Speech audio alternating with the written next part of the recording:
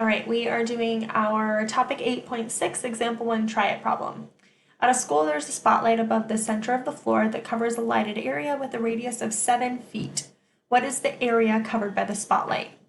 So first, we're going to look at, it's going to be kind of a circle like that. So if the dot in the middle is the spotlight, then the lighted area is going to be the part at the bottom that's all lit with the radius of 7 feet. So if right about there is our center, then our radius from there to the edge is going to be 7 feet.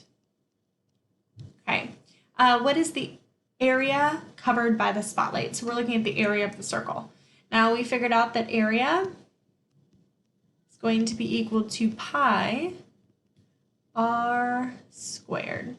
And because there's not parentheses around the pi and the r, we're multiplying. So the exponent only gets applied to the radius value.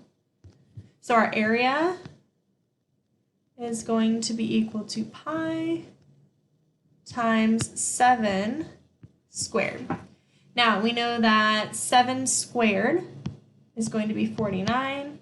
So we're going to look at pi times 49. We can use 22 over 7, or we can use 3.14 as pi, but I'm actually going to plug it into my calculator and actually use my pi button. So 49 times pi is going to be equal to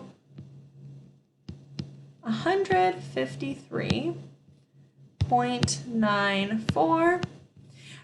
We're measuring in feet. And anytime we find the area of something, we're going to square it. So my answer is going to be 153.94 feet squared. So the area covered by the spotlight is going to be 153.94 feet squared.